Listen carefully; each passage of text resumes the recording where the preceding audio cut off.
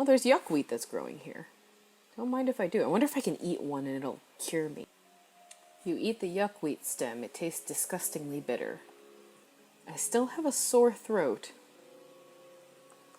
I guess I'll just have to see what it becomes in order to figure out how to deal with it. In the meantime, I'm going to introduce myself to all of these albino bears. Spirafucile. Greetings, Spirafucile. Spirafucile raises one long-fingered hand in greeting. Do you know anything about Bethesda Souza?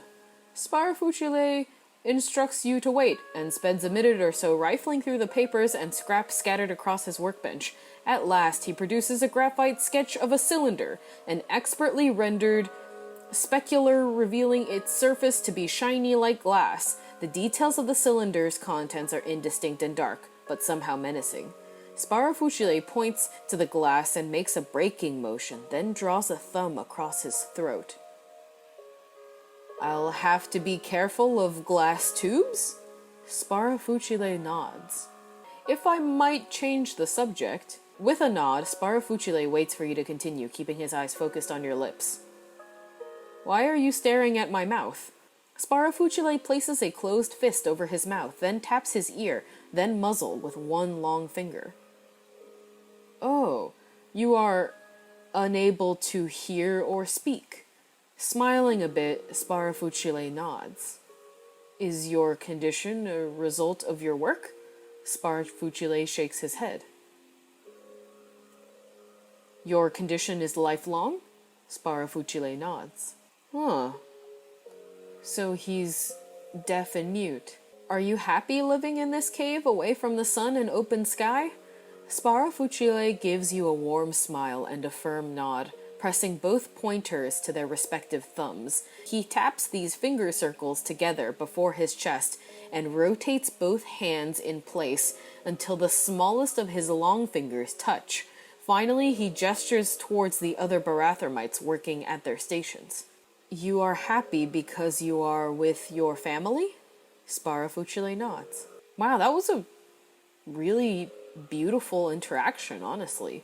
Spirafucile makes an L shape with both hands, thumbs facing down and fingers pointed towards one another, before flipping both hands so his thumbs face up. Then he raises a closed fist to his mouth, thumb out, and mimes drinking from it. This done, he nods once more and turns back to his work. Oh, I think that's live and drink, but like sign languaged out. Wow, that was a really cool conversation that I had with him.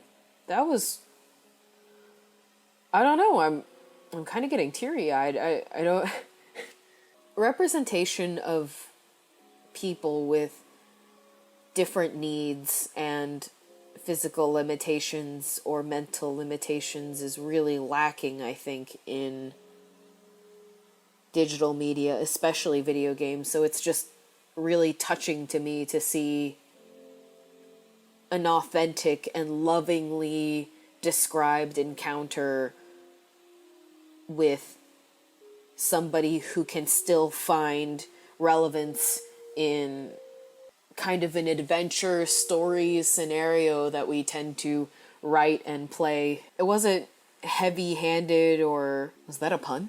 Poorly done, I don't think. That was really beautiful. And who are you? Hortensa. Streaks of gray head hair and crunched skin around her eyes point to Hortensa's right sitting point on life's timeline, but her frame remains straight, her hands remain dexterous, and her muscles are full of figure and responsive. Her bearing is sharp and unsoftened with age, her lips are pursed in the tension of rational thought, but she is comfortable. Her movements are unrushed. There are hints of joy and warmth in her face.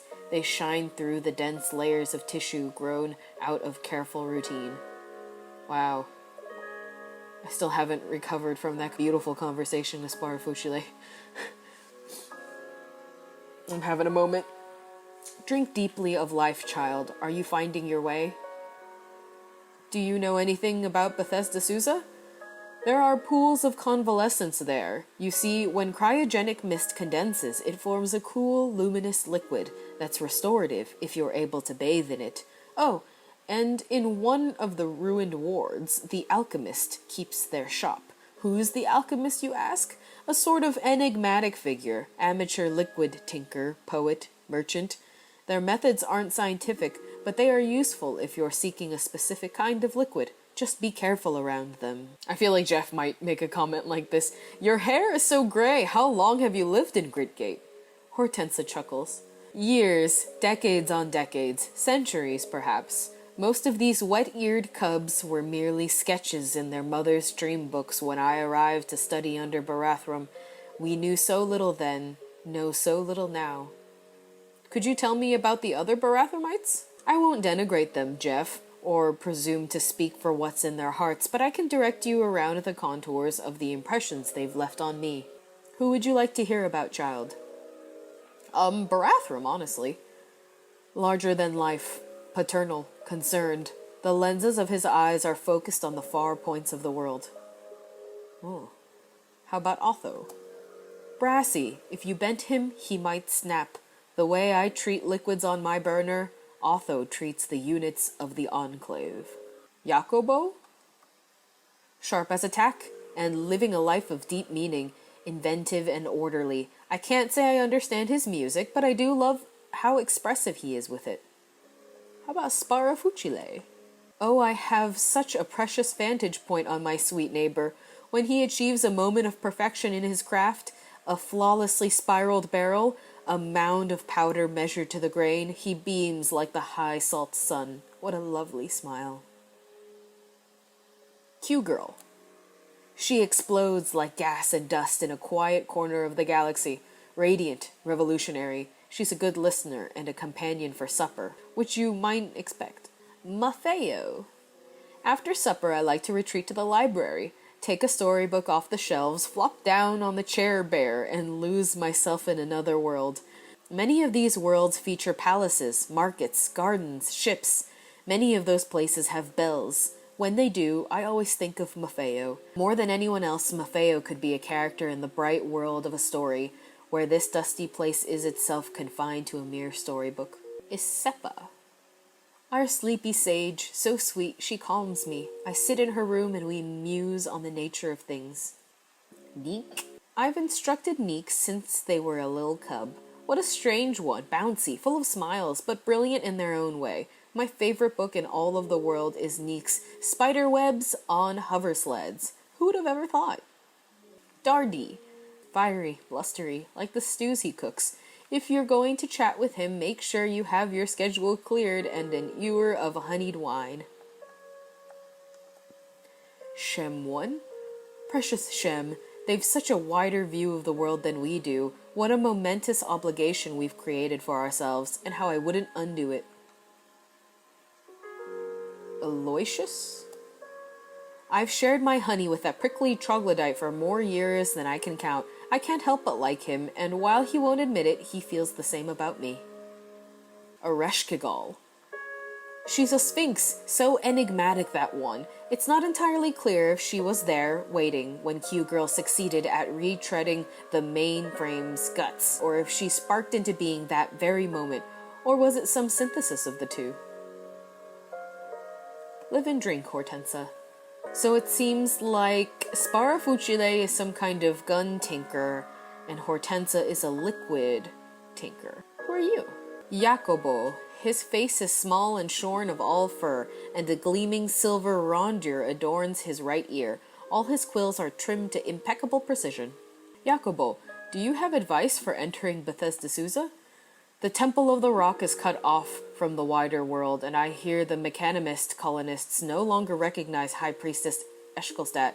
That said, if you are favored by the Mechanimists, if you are welcome in their holy places, then I've no doubt that Finehoshaya will grant you peaceful entry. Okay, so it looks like I'll have to gain favor with the Mechanimists to the point I'm welcome in their holy spaces in order to reach the Badal.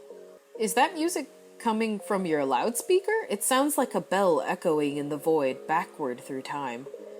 Yeah, so you like it? Sheba Hag and I composed it on a wave lathe. We made a series of songs about the birth of life of the Cassifessence. Together we call them Spun on the Cosmic Loom. Sheba Hag? As in Sheba Hagadius? Oh, Sheba Hagadius. She's the librarian at the Cathedral of the Six-Day Stilt. My water sister and cohort in Chrome. What's the Cassifessence? Beauty manifest, whose chromium shoals are awe itself. In my belief system, she's the being from whom all metal was birthed, out in the ever-void. There are pieces of her in every chrome belfry, and every machine, even bits of her on our own blood. For me, her essence extends beyond mere metal. Anything that's ordered, she infuses. A poem, a mathematical proof, a clean workspace. So definitely not Q-girls. So you're a mechanimist? Of a sort, yes. I'm part of a branch who deify the Cassifessence only. We believe the Argent Fathers to be earthly beings, important to the faith's early history, but not divine. So have you made other songs? Many, many. This is my third collaboration with Sheba. Our first two collections were called Immaculate Chrome and Outside In. That chrome orb earring you're wearing, what's the meaning of it? Oh, it's the silver rondure. It's a mark of devotion to the Cassifessence. Well, that's kind of cool. You have so many data disks. Don't I know it. I've had to invent 8 separate systems of organization to manage them all. At the moment, I'm trying to out a new one. Harmonices Spiralis. Spiral towers with heights increasing according to the harmonic series of numbers. It's fine. The problem is I'm always inscribing more disks, new contraptions, reverse-engineered artifacts. It's a good problem to have, I suppose. Take a look, see if any interest you. I will, but what can you tell me about Gritgate? We're a vibrant community here, a circle of monks mapping the outer lattices and raising viaducts where we need to. We remain secluded to protect ourselves. Otho and Barathrum insist on it. They are wise, and I defer to them. My collaboration with Sheba Hag does cause them worry, but they tolerate it, bless their hearts. Looks like he carries a copy of the Canticles Chromaic and a couple of data disks. I'm not in the tinkering tree, and I don't plan on putting points into tinkering, so I'm afraid their use is lost on me. I'm a man of simple things. Axes. Severing limbs. Who are you?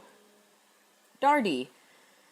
This big Urshib attends to innumerable pots, pans, and other instruments of culinary craft, his eyes fixed only on these projects and little else.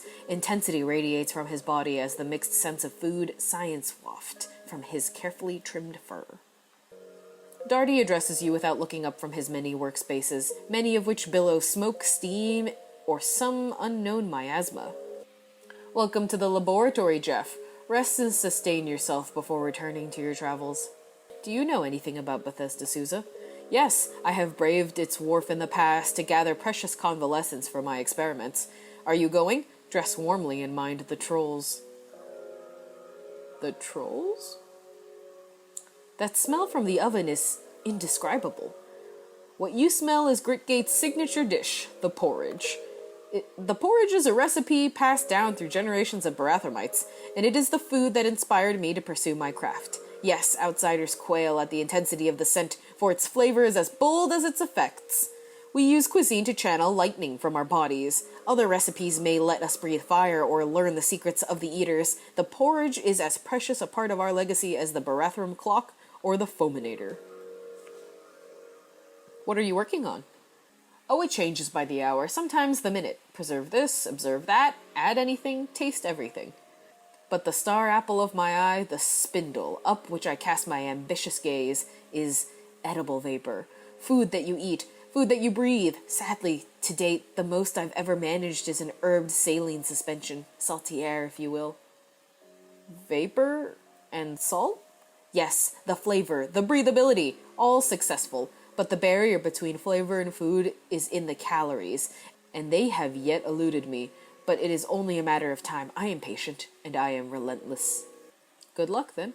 I have no need for luck, but I appreciate your well wishes nonetheless. May your own endeavors drive you as mine drive me. Did you wish to speak of anything else? Did you call this kitchen your laboratory? Kitchen? You think this is a mere kitchen? It certainly looks like a kitchen. And I suppose the stilt is a modest church, its great bazaar a junk sale?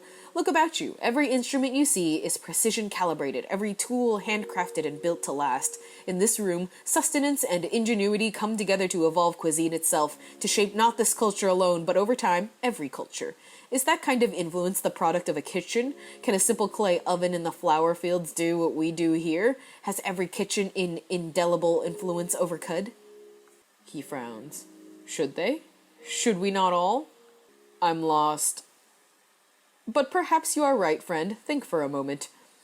Every ingredient in the soup of collective knowledge is a valuable one, and who am I to elevate myself over humble pioneers? But all the more reason for us to regard cuisine, and by extension culture itself, to be a scientific endeavor, an ongoing trial and error, a blending of what we know and what we don't know, calling upon reality itself to be our guide.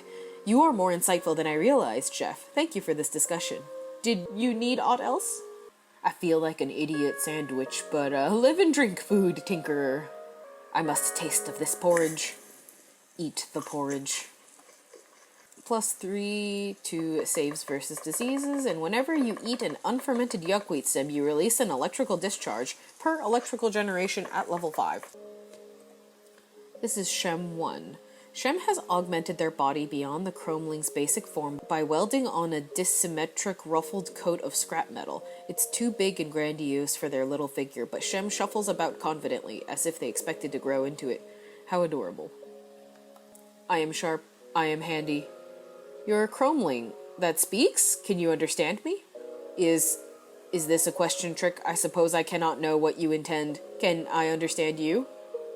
I just meant to ask if you're able to communicate. It seems so. What kind words? It seems so with you, too. Why are you called Shem 1? Would you like to hear? When I was first put together by father and friends, I was Shem 2, the second iteration of the Make Me project. As I came along, scampered through the halls, listened to the stories Neek read me, climbed into Sparafucile's workbench to have my screws replaced, I realized I was not what I could be, and so I downgraded myself to Shem 1. That has happened 3 times. Are you worried that you're getting further away from your ideal self? It's unclear to me that I should be. I am your friend, Shem. I am your friend, Jeff. Live and remain ever restless. I like how that's the greeting I give to mechanical beings. Who's this guy? Rodanus Y. Deactivated. A machine wrought from some primordial black metal into the likeness of a man. Rodanus Y towers over the halls of Gritgate. I think he's some kind of defensive unit? And you must be Q-Girl. She's an opal in the monochrome. Her hair is a quasar of red ochre and indigo in the blanched light of the workshop. Her cartilage is pierced by polyhedral rings that spin in antinomy to the cave's simple geometry. Beneath the quills, her skin is decorated in furcate lines, fantastic elaborations on the patterns of discarded circuit boards. She's surrounded by apparatuses of her own creation. Through the harmony of those machines, she cuts a swathe through the entropic brine that sizzles around her in a loudening chorus. Quetzal, Quetzal, Quetzal. Welcome to the workshop, friend. What does Quetzal mean? It's a word I say out of excitement, sort of a semantic extension of the feeling I get when I see a Quetzal. Oh, a Quetzal is a pretty bird in the Trogon family. I tend to incorporate things I like into my idiolect. Your hair is a quasar of red ochre and indigo. Quetzal, thank you. What a poetic metaphor. You're a regular Shakespeare, aren't you? Do you like my goggles? Yes, they are so Quetzal. There must be 100 gadgets here. What are you working on? QUETZAL, a wave shortener for the shortwave detector, a frustrum pulley for the ion lathe, a thrice retro-threaded M-band, she continues, and a dissertation on the illegitimacy of power. QUETZAL. Otho informs me that you have a method for decoding the signal. Can you encode your instructions for the beetle on this disc? I do, brave friend. I'll imprint them now. Thank you, cute girl. Q-Girl takes the stamped data disk. You receive a stamped data disk with Q-Girl's instructions encoded. You have finished the step Q-Girl. Get Q-Girl's instructions on the data disk. Wow, she's adorable. And you are Isepa. Her body may be underground, but Isepa's mind travels with the stars. Most of her body is so still as to be a statue, but her hands blur, mechanically sorting fasteners and screws with no conscious thought but remarkable efficiency. Her eyelids rest low in weary contemplation of impossible questions. Ah, it is our new short-fingered friend. Set a spell, if you like setting. Or spells, or Isepa. If you like Isepa, this is a very good place to be. Do you know anything about Bethesda Souza? Bethesda Souza is an antipodal place, a gallery of life and death and the stages between. Its depths prolong life and end it early, removing life from the flow of days or returning it. It will seek to make you late. Take care you come back on time. What are you working on, Isepa? I am contemplating the spindle's place in Cud, its position as a conceptual focal point. How much of what we know of the spindle is the craft of those before us, carried forward? Oh, it looks like you are sorting screws and fasteners. Yes, but you are also doing the other thing. Oh. Are you tired? I am always tired, friend. My sleep comes in fits and starts, and always with ghastly visions. Sometimes my rest must be coaxed along with medicine.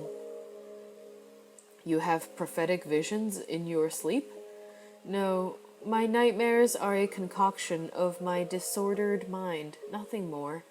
The fumes from this cauldron have nothing to do with the future, save how they affect it. I'd rather speak of something else, friend. Oh. What can you tell me about the other Barathamites? I would never think to steal you from the delight of forming opinions of my enclave on your own. Ooh, besides, that sounds like rather a lot of talking. I wish to know more about you. I am Isepa, and she is me.